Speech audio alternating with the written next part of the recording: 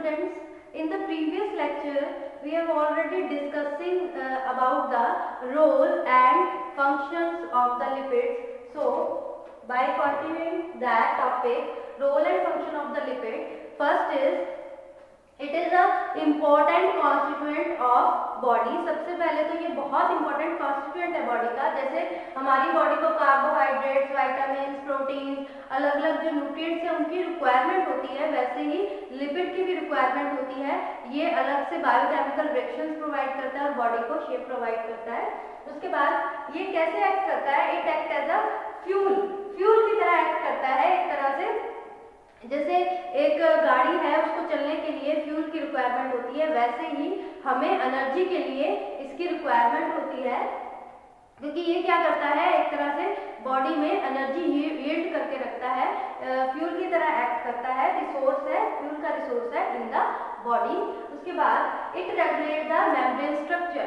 Membrane structure को कैसे regulate करता है? ये क्योंकि ये कॉन्स्टिट्यूएंट है, it is a constituent of membrane, constituent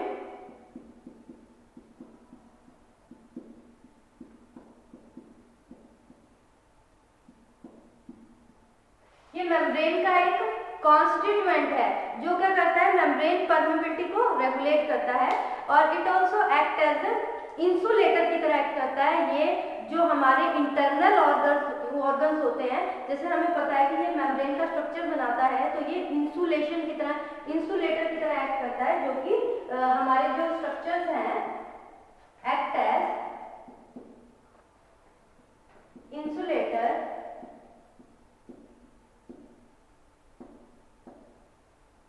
जो क्या करता है, protect internal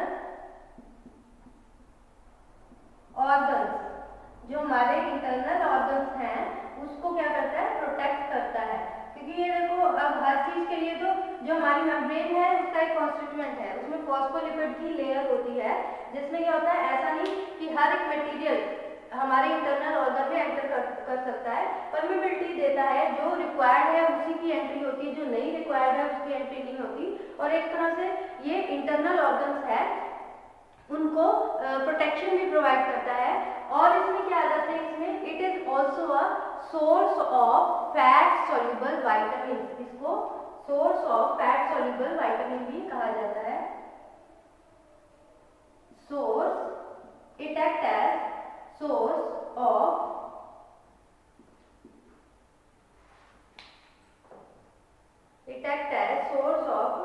fat soluble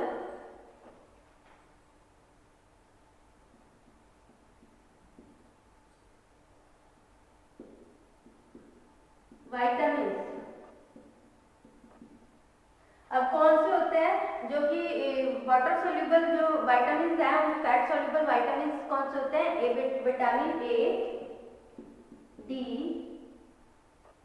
E and के, उसका भी एक तरह से सोर्स है।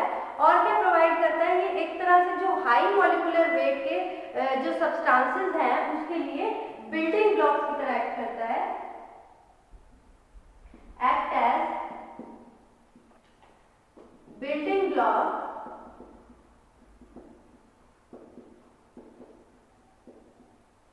for high molecular weight substances। ये बिल्डिंग ब्लॉक की तरह भी एक्ट करता है for the high molecular weight substances. और इसमें क्या होता है, ये एक तरह का स्ट्रक्चरल कंपोनेंट है सेल का, तो उसको एक स्ट्रक्चर प्रोवाइड करता है। ऐसा नहीं कि कोई विदाउट, उसमें एक लेयर होती है पर्टिकुलर, जैसे हमारे सेल ऑर्गेनेलिज है अलग अलग, माइटोकॉन्ड्रिया, राइबोसोम्स, इस तरह से उनको एक तरह का सेल के जितने भी कंपोनेंट्स हैं, जो सेल की मेम्ब्रेन है जिन सेल ऑर्गेनेलिज में, उनको एक तरह का स्ट्रक्चर और अपीयरेंस प्रोवाइड करता है, उसका प्रॉपर स्ट्रक्चर और अपीयरेंस प्रोवाइड करता है। So these are the role and the functions of lipids. ये रोल और फंक्शंस है किसके? लिपिड्स के। एक बार रिपीट करते हैं। ये सबसे पहले तो जो लिपिड है, जैसे पॉलीसेकेराइड्स थे, हमने कार्बोहाइड्रेट्स पढ़ा है, प्रोटीन पड़ा है, उनकी तरह न्यूक्लिक एसिड है, जो आपके प्रोटीन और कार्बोहाइड्रेट्स तो हो चुके हैं, उसमें आपको बताया था कि वो पॉलीमर्स होते हैं, लेकिन लिपिड्स पॉलीमर्स नहीं होते। ये क्या होते हैं? These are the small molecules, ये स्मॉल मॉलिक्यूल्स होते हैं। इनका रोल क्या है? ये सबसे पहले तो डाइट का बहुत इंपॉर्टेंट कॉन्स्टिट्यूएंट माना जाता है। उसके बाद ये किसकी तरह एक्ट करता है? It act as a fuel की तरह एक्ट करता है, विच यील्ड्स द एनर्जी, जो कि एनर्जी यील्ड करता है। एंड देन ये एक तरह का कॉन्स्टिट्यूएंट है मेम्ब्रेन का, जो रेगुलेट करता है मेम्ब्रेन के स्ट्रक्चर को, उसकी परमेबिलिटी बनाकर रखता है, परमेबल बना के रखता है मेम्ब्रेन को। Then it act as a insulator, insulator की तरह भी एक्ट करता है, जो क्या करता है? इंटरनल स्ट्रक्चर्स हैं जो हमारी बॉडी में, बहुत सारी सेल ऑर्गेनिज्म हैं, बहुत सारे इंटरनल स्ट्रक्चर हैं, उनको क्या करता है? प्रोटेक्शन प्रोवाइड करता है। एंड जो फैट सॉल्युबल विटामिन है, विटामिन ए, डी, ई के, उसका एक तरह से सोर्स है। और क्या करता है? ये सप्लाई करता है essential fatty acids which are not synthesized in the body। कुछ एसेंशियल फैटी एसिड्स हैं जो कि सिंथेसाइज नहीं होते बॉडी में, उसको वो सप्लाई करता है। ये भी लिपिड का एक फंक्शन है। Then it act as a building block की तरह एक्ट करता है for the high molecular weight substances के लिए, ये बिल्डिंग ब्लॉक्स की तरह भी एक्ट करता है। So these are the main functions, और you can say that role of lipids. Next topic is classification. After the discussion of the role and the function of lipids, now let's start with the next topic of the lipid, that is classification of the lipids. Our next topic is classification of lipids.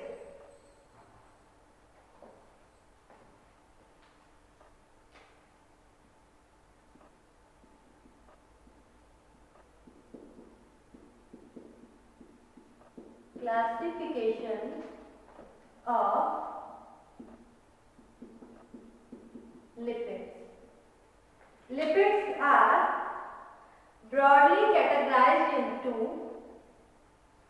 three categories, that are simple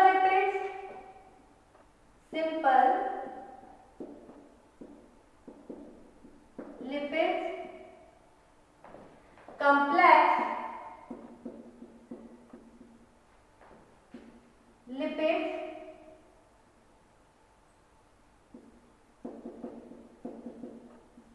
and derived lipids,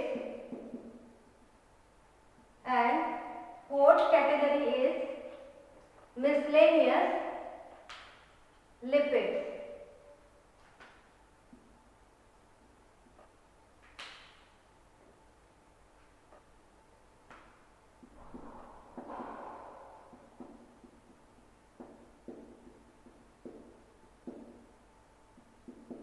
miscellaneous lipids, broadly इसको तीन category में four category में divide कर रखा है: simple lipids, complex lipids, derived lipids and miscellaneous lipids. So अब हम इसकी डिटेल पढ़ेंगे। First of all simple lipids. Simple lipids क्या होते हैं? सिंपल होते हैं जो कि ester of fatty acid and alcohol.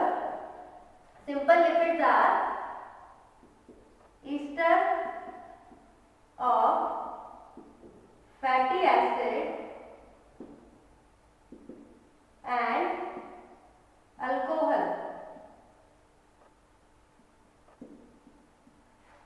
ये सिंपल लिपिड्स होते हैं। Simple lipids are further classify और कैटेगराइज्ड इनटू टू कैटेगरीज। इसको आगे भी दो कैटेगरीज में क्लासिफाई किया गया है। First one is fats and oils, that is fats and oils, and second one is waxes।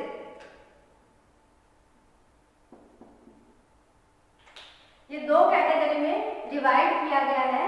तो जो सिंपल लिपिड्स है, फैट्स की बात करें, फैट्स क्या होते हैं, फैट्स में ये ट्राई असाइल ग्लिसरोल्स होते हैं। ये सिंपल ईस्टर होता है फैटी एसिड का एंड ग्लिसरोल का। Ester of these are ester of fatty acid and glycerol. ester of fatty acid and glycerol। तो जो फैट्स और ऑयल्स की बात कर रहे हैं, ये फैट्स और ऑयल्स को इकट्ठे रखा गया है। अब इसमें आप सोचोगे कि क्या डिफरेंस है फैट्स और ऑयल में। बेसिकली वैसा कोई डिफरेंस नहीं है, दोनों ही ईस्टर होते हैं फैटी एसिड एंड ग्लिसरॉल के, लेकिन इसमें इसकी जो फिजिकल अपीयरेंस है उसमें डिफरेंस होता है। वो डिफरेंस क्या होता है, जो फैट्स होते हैं ये जो रूम टेम्परेचर है उस पर सॉलिड होते हैं, और जो ऑयल्स होते हैं ये रूम टेम्परेचर पे लिक्विड नेचर के होते हैं। इसकी बस फिजिकल अपीयरेंस में चेंज है। Chemically both are ester of fatty acid and glycerol. उसके बाद बात करते हैं अगर हम वैक्सेस की। वैक्सेस क्या है, ये भी फैटी एसिड है और अल्कोहल के साथ। Fatty acid and alcohol include होता है इसमें भी, Easter of fatty acid and alcohol. अब जो अल्कोहल है इसमें दैट में भी एलिफैटिक भी हो सकती है, एलिसाइक्लिक भी हो सकती है। ये आपने बेसिक केमिस्ट्री में पढ़ा होगा, एलिफैटिक और एलिसाइक्लिक। एलिसाइक्लिक में सारे जितने भी कार्बन हैं वो रिंग में होते हैं और एलिफैटिक में सारे कार्बन रिंग में नहीं होते। ये क्या होता है, ester of fatty acid and alcohol. Waxes are ester of fatty acid and alcohol.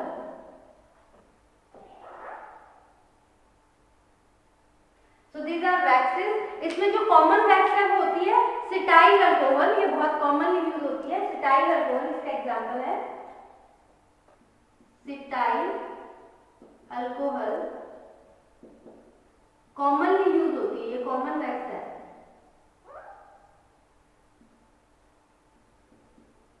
These are about the simple lipids. ये क्या पढ़ा हमने, सिंपल लिपिड्स के बारे में पढ़ा। नेक्स्ट आ जाता है हमारा कॉम्प्लेक्स लिपिड्स। कॉम्प्लेक्स लिपिड्स की बात करें तो कॉम्प्लेक्स लिपिड्स क्या होते हैं, these are the ester of fatty acid and alcohol with, इसमें क्या होता है एडिशनल ग्रुप होता है। Ester of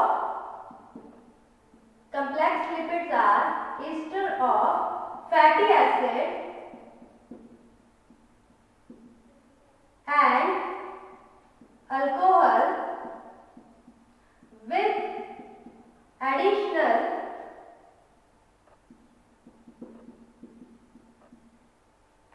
group। इसके साथ अलग से एडिशनल ग्रुप भी होता है। इसको भी फर्दर आगे क्लासिफाई किया गया है 4 कैटेगरीज के अंदर, that is phospholipid, glycolipid, lipoprotein and other complex material. इसमें न्यूट्रल चार्ज वाले आ जाते हैं। So these are classified into 4 categories, further divide किया गया है, that is phospholipid,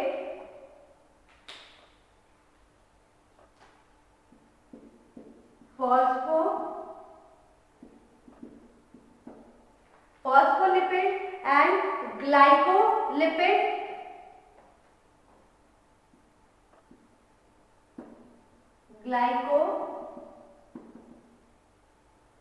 lipid, next is lipoprotein and other complex। ये फर्दर 4 कैटेगरी में इसको डिवाइड किया गया है, इसको कॉम्प्लेक्स लिपिड को। सबसे पहले आ जाता है इसमें फॉस्फोलिपिड। फॉस्फोलिपिड की बात करें तो जो फॉस्फोलिपिड है इसमें क्या आ जाता है, फॉस्फेरिक एसिड आ जाता है विद नाइट्रोजनस बेस। इसमें फैटी एसिड और अल्कोहल तो है ही, लेकिन जो एडिशनल ग्रुप है, एडिशनल ग्रुप में क्या इंक्लूड हो जाएगा, phosphoric acid and nitrogenous base. Phosphoric acid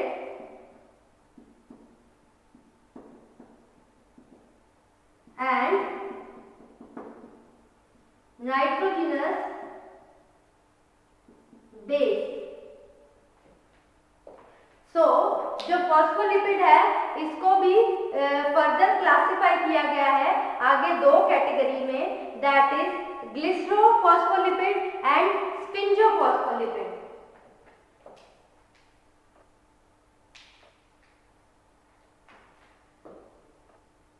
ग्लिसरोफॉस्फोलिपिड and spinjophospholipid।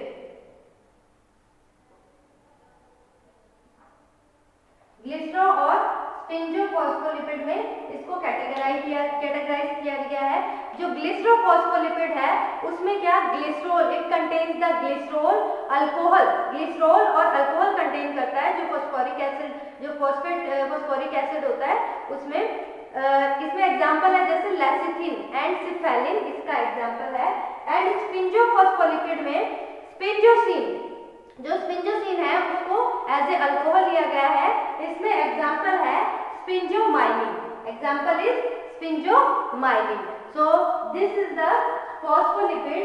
उसके बाद जो नेक्स्ट आ जाता है हमारा दैट इज ग्लाइकोलिपिड। अगर हम ग्लाइकोलिपिड की बात करें तो ग्लाइकोलिपिड क्या कंटेन करता है? It contains the fatty acid, carbohydrates and nitrogenous base. इसमें क्या होता है? कार्बोहाइड्रेट्स, फैटी एसिड,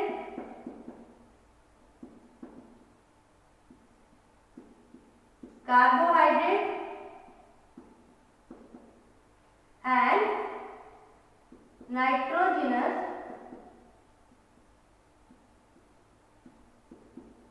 बेस, ये कंटेन करता है ग्लाइकोलिपिड। उसके बाद हमारा नेक्स्ट आ जाता है दैट इज लाइकोप्रोटीन।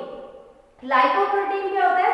नेम से क्लियर है, ये दो टर्म से मिलकर बना है, lipo and protein. It means these are the macromolecules, ये मैक्रोमोलिक्यूल्स होते हैं जो किसकी कॉम्बिनेशन से बनते हैं? लिपिड और प्रोटीन की कॉम्बिनेशन से बनते हैं। So it contains lipid with combination of proteins. These are the macromolecules which contains lipids and proteins.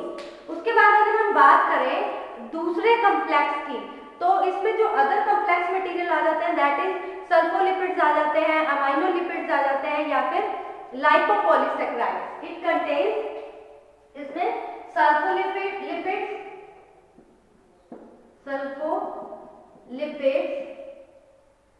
and aminolipids and lipopolysaccharides, ये आ जाते हैं। उसके बाद डिराइव्ड लिपिड की बात करें, डिराइव्ड मतलब कि कैसे ऑब्टेन होता है? हाइड्रोलिसिस। जो हमारा सिंपल लिपिड है और जो कॉम्प्लेक्स लिपिड है, इन दोनों की हाइड्रोलिसिस से क्या बनता है? इन दोनों की hydrolysis,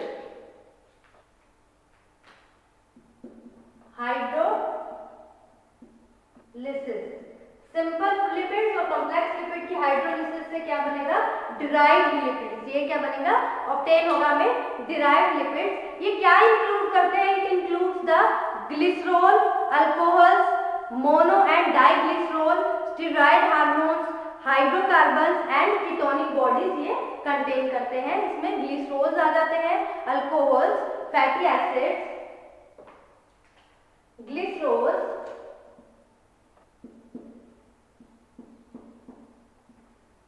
alcohols, fatty acids,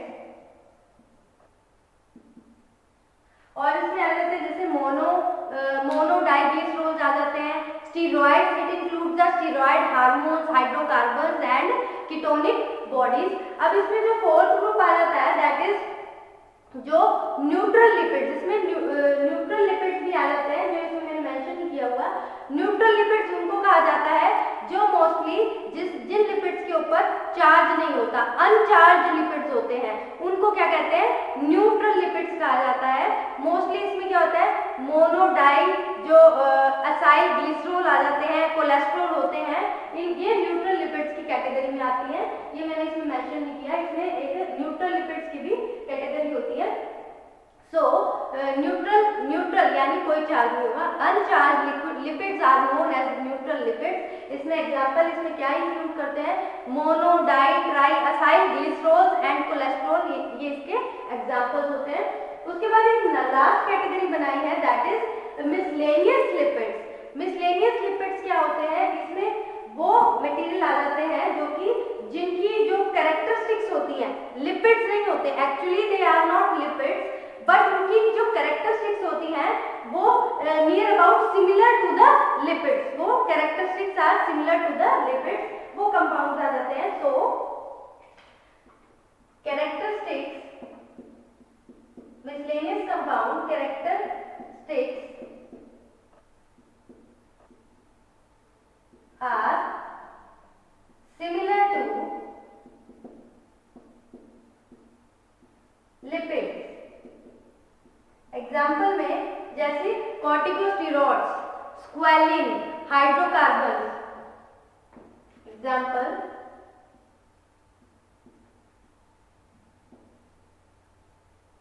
squalane हो गया,